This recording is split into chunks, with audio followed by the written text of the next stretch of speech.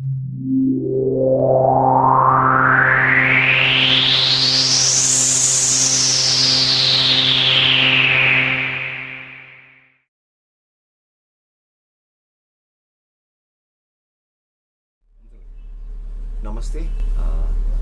आज एउटा press conference यहाँ भाइहरूसँग सानो आजको दिन गरेको। जतिजना हेर्नु भइरहेछ महानुभावहरू, तपाईँहरू सुरक्षितै हुनुहुन्छ भनेर हाम्रो आशा छ। के प्रब्लम छ भने तपाईँहरूले हाम्रो हेल्पलाइन एडवर्ड्स फाउन्डेसनको दार्जिलिङ इन्स्टिट्युटको हेल्पलाइनहरू सार्वजनिक छ। अक्सिजन लगायत के प्रब्लम छ, कोभिड नन कोभिड, तपाईँहरूले हामीलाई सम्पर्क राख्न सक्नुहुन्छ अनि हामीले 100% ट्राई गर्छौँ क्षमताअनुसार तपाईँहरूको समस्याहरू हामीले हेरिदिने।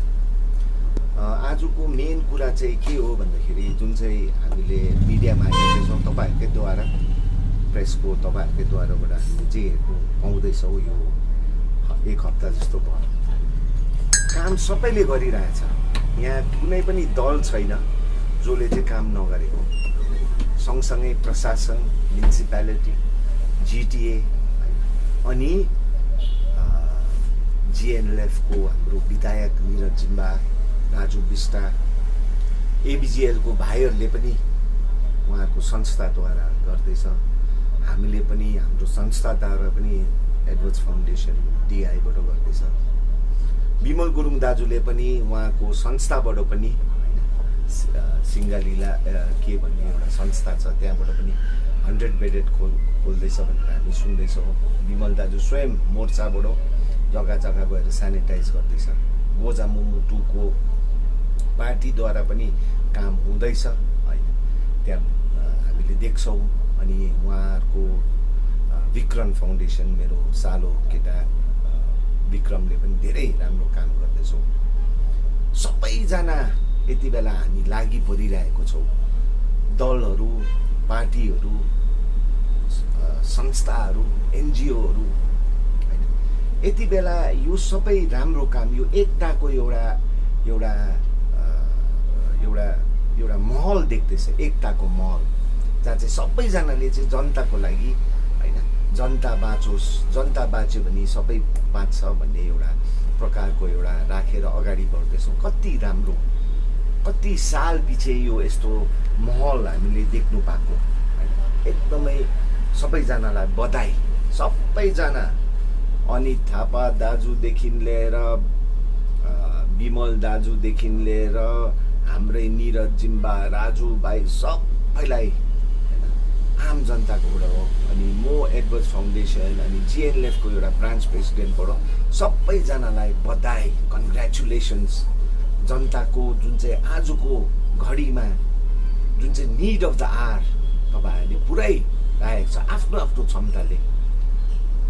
यो भन्दा पनि जुन चाहिँ हामीले देख्नु पायो एक हप्ता हिजो पनि अस्ति गोरुबथानमा यस्तो खाले झै झगडा हुन त सानो हो, हुनु त अब यो त्यहाँ लोवर कार्डरको ड्राइभर दाजुभाइहरूको त्यहाँको बिचमा के भएको होला, तर जुन चाहिँ यो पार्टीगत रूपरेखा, पार्टीगत यो देखिँदैछ, यो यसले चाहिँ फेरि आम जनता, साइलेन्ट मेजोरिटी जसको लागि चाहिँ हामी सबैजना अगाडि आइरहेको छ, यसले गर्दाखेरि चाहिँ अलिकति अमिलो, अलिकति तितो एउटा महसुस हुँदैछ। हुनु त म त को हो, म त एउटा सानो तपाईँहरूको भाइ हो। विमल दाजु senior politician, Vinay Tamang senior politician होइन, अनित दाजु सिनियर म त तपाईँहरूको एउटा सानो भाइ, आधैमा पोलिटिक्स पनि पसेको होइन। तर म बिन्ती गर्छु यो समयमा चाहिँ हेल्दी प्रकारले हामी अगाडि बढौँ। यो झै झगडा होइन, उहाँहरूले काम गर्दैछ अरे त्योभन्दा ज्यादा म गर्छु, त्योभन्दा ज्यादा गर्छु, अनि त्यो नहुँदाखेरि चाहिँ एकअर्कामा यो उयो गर्दाखेरि चाहिँ एकदमै इम्मिच्योर देख्दैछ। एकदमै हाम्रो पोलिटिकल पार्टीको नेताहरू इम्मिच्योर र नानीहरू जस्तो व्यवहार देख्दैछ आम जनताको अगाडि। म रिक्वेस्ट गर्छु एउटा सानो भाइको यो तर्फबाट कि यस्तो खाले पोलिटिकल झै झगडा कोभिड समयमा चाहिँ प्लिज नगरिदिने, त्यस्तो तपाईँहरूलाई त्यो बन्द गर्नु भन्नु छ। त्यस्तो तपाईँहरूलाई मन दुखाउँछ कि कसले कि तपाईँना गऱ्यो भने पनि माफ गरिदिने, यो समयमा बिर्सिदिने, नसुनेको जस्तो पनि गरिदिने, नदेखेको जस्तो पनि गरिदिने। किनभने आजको दिन जनता चाहिँ एकदमै खुसी छ कि सबैजना मिलेर फिल्डमा।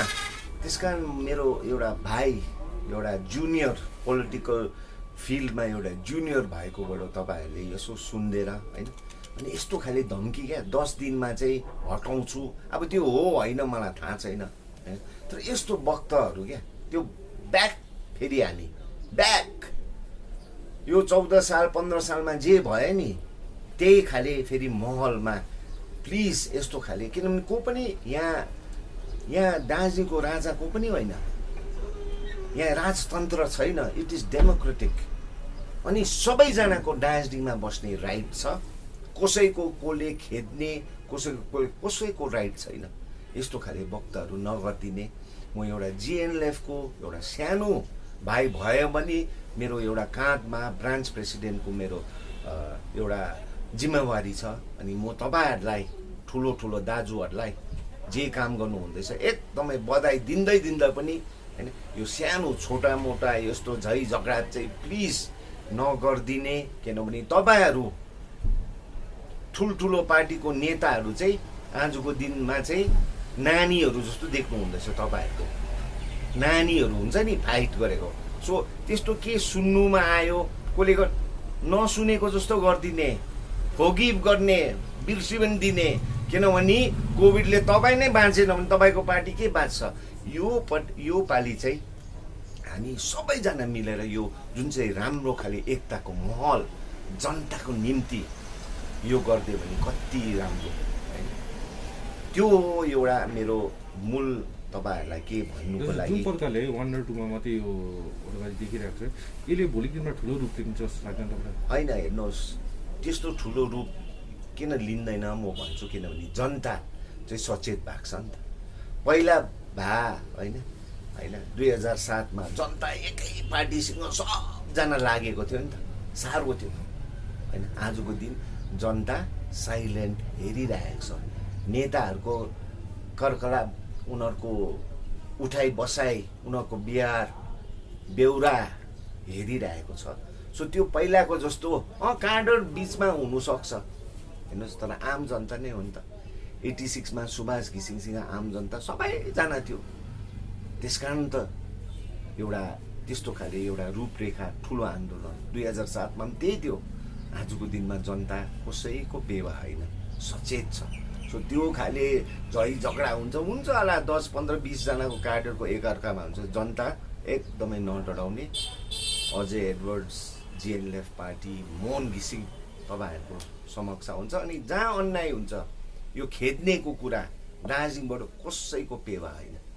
सो यो भन्दै होइन, अर्को दोस्रो सेकेन्ड इम्पोर्टेन्ट चाहिँ के थियो भन्दाखेरि तपाईको क्यामेरा सेकेन्ड इम्पोर्टेन्ट चाहिँ के थियो भन्दाखेरि अहिले हुनु त पोलिटिक्सको महल अहिले गर्नु ठिक पनि होइन, तर आम जनताले, हाम्रै कार्डरहरूले धेरै प्रश्नहरू हाम्रो माथि नेतृत्वमाथि हामीलाई क्वेसन गर्दैछ। अनि यसको रिप्लाई पनि हामी दिनु एकदमै हामी रिस्पोन्सिबल हो। हामीले एज अ पोलिटिकल पार्टी हामीले बिजेपी र हाम्रो गठबन्धनहरूसँग हामीले यो इलेक्सन दार्जिलिङ खरसाङमा हामी सक्षम भयौँ। कालिम्पोङमा कतिवटा कारणले गर्दाखेरि हैन जिएनएलएफको पार्टी वर्कर्सहरू बुथमा बस्नु सकेन। त्यसले गर्दा हामी 3000सँग हामी अलिकति हाम्रो भोट त्यहाँ कम्ती भयो। अनि यो के को लागि भन्दाखेरि हामीले पर्मानेन्ट पोलिटिकल सल्युसनको लागि गरेको हैन। अन्त यसमा चाहिँ कार्य के हुँदैछ भन्ने पनि एउटा प्रश्न छ आम जनताको। हुनु त हो कोभिड भइरहेछ, दिल्ली पनि अहिले लथालिङै छ, सबैजना देशै त्यहीपट्टि लागिरहेछ। तर म तपाईँलाई भन्नु चाहन्छु हैन, अध्यक्ष मोहन घिसिङ, मेरो डेली नै यसमा बात हुन्छ। अध्यक्ष मोहन घिसिङ, राजु विष्ट भाइसँग अस्ति भर्खर सिलगढीमा आउँदाखेरि पनि उहाँहरूको मिटिङ भयो होइन। अनि होम मिनिस्टरलाई भेट्ने यो जब यो कोभिडको सिचुएसन अलिकति हटेर जान्छ, अलिकति यसको समाधान हुन्छ, त्यति बेला चाहिँ राजु विष्ट भाइले नै होइन होम मिनिस्टरसँग एउटा मिटिङ, किनभने होम मिनिस्टरले हामीलाई कति एउटा वर्ड दिएको थियो होइन। हामीले पनि हाम्रो धर्म निभायो। के थियो हाम्रो धर्म? 3टै सिट यहाँ चाहिँ बिजेपीलाई दिने होइन, सरकार बनाउनु हो। सरकार बङ्गालमा बनाउनु सकेन, तर त्यति बेला भनेको थियो हार होस् कि जित होस् होइन, तपाईँहरूको यो पर्मानेन्ट पोलिटिकल सल्युसनमा चाहिँ हामी अगाडि बढ्छौँ होइन। सो अब यसलाई जित्ने बित्तिकै यहाँ कोभिडको सङ्क्रमण थालेर हामी त्यहाँ अलिकति अब दिल्लीतिर जानु सकेन होम मिनिस्टर, तर आजको दिनमा हाम्रो बातचित भइरहेछ। अनि यो पार्टी चाहिँ हामी विगतको पार्टीहरू जस्तो उहाँले जुन चाहिँ प्रकारको एकल काटे, आफ्नै पार्टीलाई मात्रै श्रेय, आफ्नै नेतालाई मात्रै श्रेय दिने एउटा जुन चाहिँ हामीले वातावरण पहिला देखेको छौँ, त्यसकारण हामी पिछल्टे भयो। म 2007देखि आज यो 14-15 साल म भन्छु यो वेस्टेड 15 साल 14 साल हो हाम्रो जातिको। यो पालि हामीले समय नष्ट गर्नु हुँदैन। अध्यक्ष मोहन घिसिङले घरिघरि भन्छ। सो अध्यक्ष मोहन घिसिङ हामी मिलेर दिल्ली त जाने नै हो है, होम मिनिस्टरलाई भेट्ने 1-on-1 मिटिङ त उहाँको हुन्छ, तर त्यसको पछि चाहिँ हामीले एउटा जुन चाहिँ प्लेटफर्म है, जुन चाहिँ प्लेटफर्म सबै स्टेक होल्डर्सलाई, यसमा मोहन घिसिङ र अजय एडवर्ड र राजु विष्टको बुद्धिले मात्र भ्याउँदैन। यसमा हाम्रो समाजमा पनि त्यस्तो खाले नेतृत्वगणहरू छ जो चाहिँ म हाम्रो जातिको लागि उनीहरू हिराहरू पनि भन्छु, दिल्लीमै छ। हेर्नुहोस् यो दिल्ली मुख्य हो। सो दिल्लीको हाम्रो दार्जिलिङमा बसेर त्यहाँ दिल्लीमा काम गर्ने दाजुहरूलाई पनि हामीले यसमा ल्याउनुपर्छ, सिभिल सोसाइटी दार्जिलिङहरूको ल्याउनुपर्छ, अनि पोलिटिकल पार्टीहरू ल्याउनुपर्छ, जहाँ कि यसले गर्दा के हुन्छ, जिएनएलएफको अलिकति श्रेय नहोला, मोहन घिसिङको श्रेय अलिकति ब्याक, बट मोहन घिसिङ इज नट इन्ट्रेस्टेड आफ्नो श्रेय।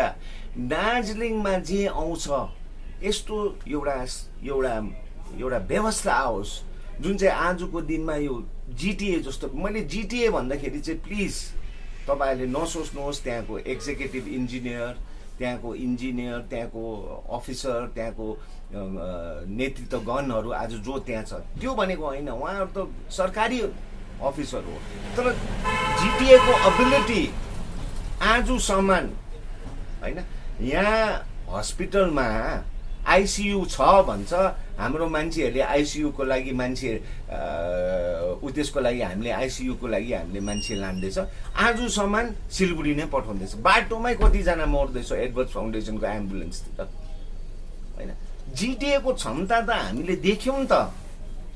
जिटिए जस्तो हाम्रो पोलिटिकल पार्टीहरूले जुन चाहिँ समाज सेवा पनि, प्लिज विमल दाजु होइन, अरू गोजा मोमो 2 को दाजुहरू त्यो लालकोठीमा त्यो जिटिएको राल चुहाएर चाहिँ प्लिज सेवा नगर्नुहोस् है, सेवा गर्नुहोस् जहाँ चाहिँ यो लालकोठीमा यस्तो व्यवस्था आओस् जहाँ चाहिँ हामीले यहाँ सुपर स्पेसियालिटी हस्पिटल, आजको दिनमा सिटी स्क्यानसम्म छैन। कोभिड पेसेन्ट हामीले कसरी गर्दैछ, यो एक्सरे हेरेर हाम्रो डक्टरहरूले एउटा डायग्नोज गर्नु पर्दैछ। संसारमा सिलगढीमै भनौँ न, गान्तोकमा भनौँ, सिटी स्क्यान गरेर गर्नु। सो यो जिटिएमा राल चुहाएर चाहिँ सेवा नगर्नुहोस्, किनभने जनता चाहिँ यो जिटिएको खिलाफ छ।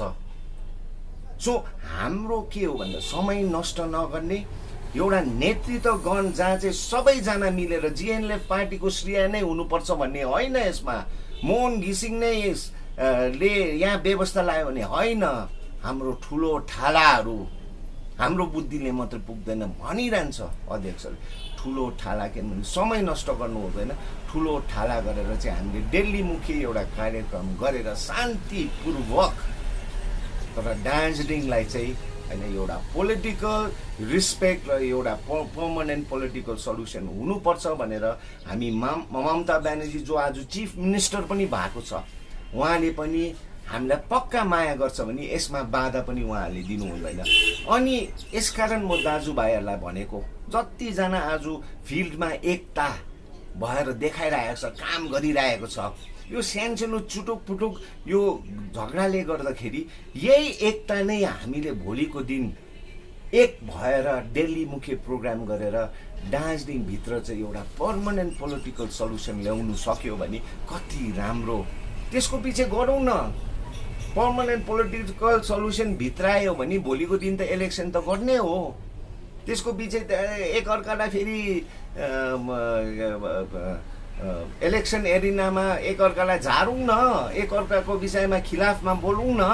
तर अहिले यो समय होइन, कोभिडको टाइममा एकता, अनि यो कोभिड तुरेर पनि यो पर्मानेन्ट पोलिटिकल सल्युसनमा एकता, त्यसको पछि कुरा गर्नु थालौँ न, भेद खोल्नु थालौँ न। नभए चाहिँ हामी यसरी नै पिछल्टे हुन्छौँ अनि आम आदमीको नोक्सानै नोक्सान। योपालि हामीले स्पष्ट रूपले देख्नु सक्यौँ हाम्रो गति चाहिँ कहाँसम्म रहेछ। अलिकति 42 समान अक्सिजन लेभल पायो भने दार्जिलिङमा के गर्नु सक्दैन। सिलगढी नै लानुपर्छ 40,000 रुपियाँमा प्राइभेट नर्सिङ होममा। यहाँ अहिले हस्पिटलमा भन्दैछ सिसियु खोल्यो, भेन्टिलेटर सपोर्टै छैन। आजसम्म छैन है, आजसम्म। तपाईँहरूले गएर सोध्नुहोस्। यो खाले खेलाइची ज्यान गुमाउँदैछौँ हामीले आजको दिनमा। केले गर्दाखेरि हाम्रोमा त्यो खाले बलियो व्यवस्था नै छैन नि त। सो त्यही जिटिए त्यही त्यसमा राल चुहाएर अन्त हामीले सेवा गर्नु हुँदैन। जनताले योपालि जति नै सेवा गरौँ सबैले, तर यो जिटिएको लागि चाहिँ हुँदैन। जिटिए भन्दा यहाँ बलियो व्यवस्था, जिटिए थोत्रे छ। जिटिएले गर्दाखेरि आज हामीले ज्यान बचाउनु सकेको छैन, किनभने मजबुत छैन। आजको दिनमा वार भइरहेको बेलामा त हामीले मान्छे बचाउनु सकेको छैन है। राम्रो समयमा कहाँ सक्छ। यति नै भन्दै फेरि यो दुईटा उद्देश्यमा एउटा चाहिँ यो सानसानो झगडा नगरौँ, सबले मिलेर काम गर्दैछौँ है। अहिले त्यो त्यसमा टोइ छाड्दा मोही छाड्दा उत्यो होइन, मुख छाड्ने होइन, दार्जिलिङबाट कसलाई निकाल्ने भन्ने त्यस्तोहरू वक्तव्यहरू नगर्ने है। अर्को कुरा जुन चाहिँ हामीले यो पोलिटिकल पर्मानेन्ट सल्युसन भन्दैछ होइन, जुन चाहिँ जिएनएलएफले एक्लै एकल काटे, पूर्व हाम्रो लिडरहरूले यही एकल काटीले त हामी यहाँ पिछल्टे अनि गरिब भएको। सबैजना मिलेर दिल्लीको गण्यमान्य प्रोफेसरहरू छ, उहाँहरूलाई पनि सबैलाई नेतृत्व ल्याएर एकैजनाको श्रेय होइन, तर यो गोर्खा जातिको श्रेय गरेर हामीले पर्मानेन्ट पोलिटिकल सल्युसनमा पनि अहिलेदेखि नै काम गरिरहेको छौँ। यति नै भन्दै तपाईँहरूलाई अरू